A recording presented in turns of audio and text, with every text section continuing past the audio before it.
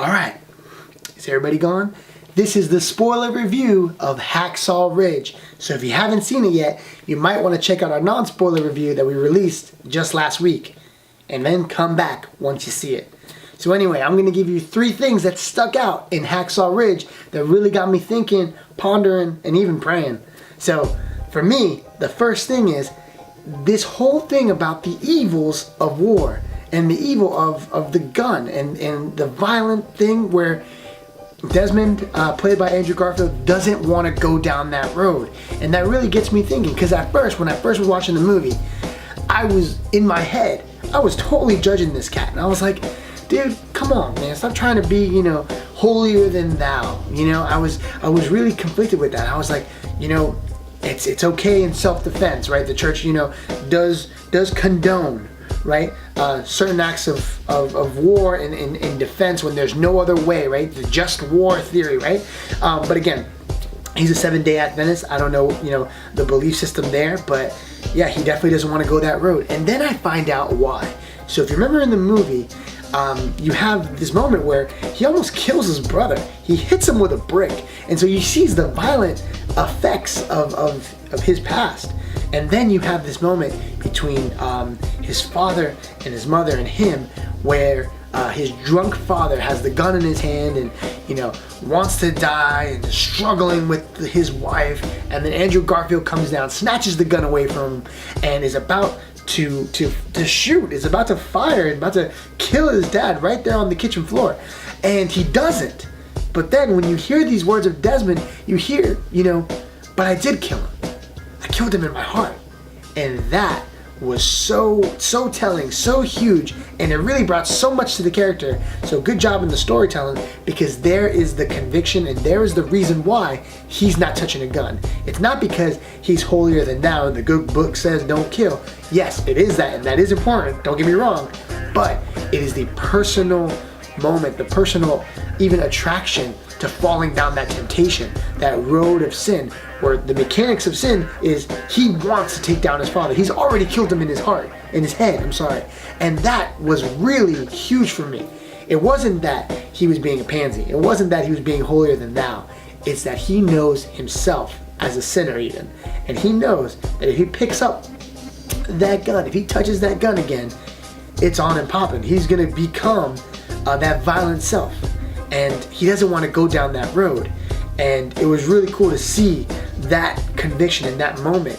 Even with his wife, even when he's trying to convince his wife of what he's doing, the wife is like, don't convince your will with God's. And I was like, oh my gosh, like what a woman. Like she's out there, calling him out on his BS and like, is this really for real? And he honestly does. He honestly made a believer out of me that it's not about the gun. It's about the man behind the gun. It's about our sinful nature. It's about the temptation to sin. And he's grappling with that in true heroic fashion. Not someone that is holier than thou, but someone that has gotten his hands dirty and doesn't want to go there. And that was truly inspiring to me. I think of all the folks that struggle with addictions, alcoholism, drug abuse, anger, right? And people that won't touch the bottle, won't go to bars.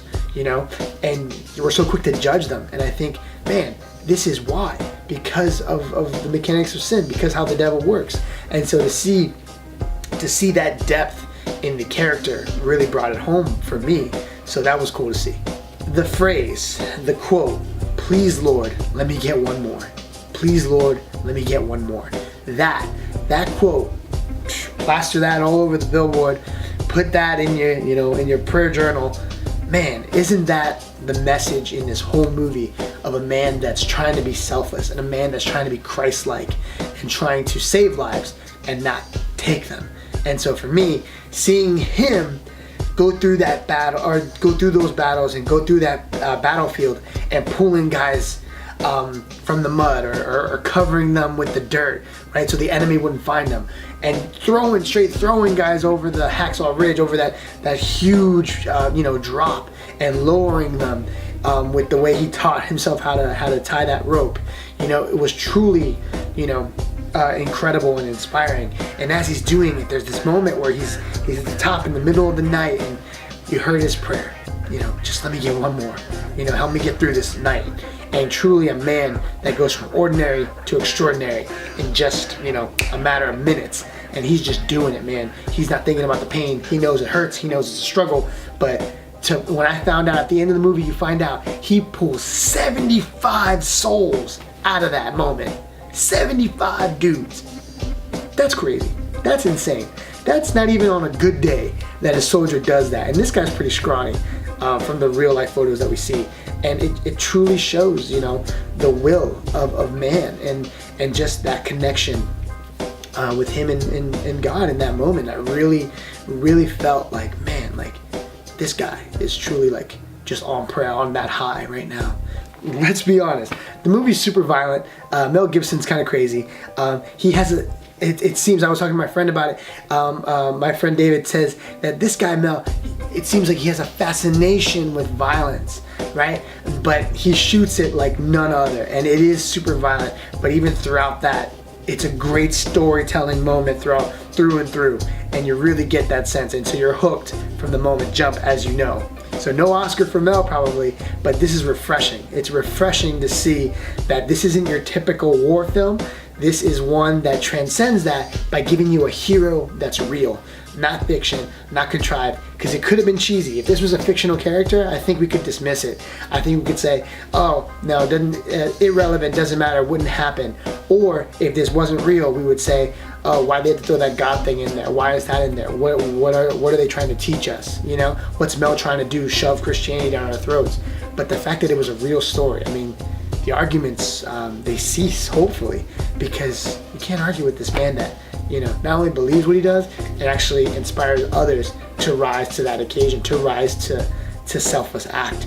Now everybody's called to different things, right? And you get that with Desmond. Like, we're in no way saying, oh, well, are the folks that do pull the gun out, are they not heroic? Or no, we're not saying that either, right? And sure, there's acts of bravery, but the way that Desmond answers the call, his specific calling by God to not take up arms, that is what's really cool to see and refreshing to give. And thanks be to God that we have these witnesses to look for, and it's done in such a compelling way in a secular movie. Why not? So that's pretty cool. Didn't have to be Christian for me. Pulled me right in, obviously. So there you have it, the spoiler review. I'd love to keep the conversation going. What'd you think of the movie? Did you think it sucked? I don't know if you did. Did you think it was too heavy-handed with the faith thing, or do you think it was just right? Blow up that comment section. Let's talk about it. Such a well-done movie, man. Super violent, super good, super cool, super inspiring. Hacksaw Ridge. Anyway, I'm Josh of the Holy Ruckus. Go ahead and check us out off the website, description below, and subscribe to the YouTube channel. We're trying to get it up there. God bless. Thanks so much.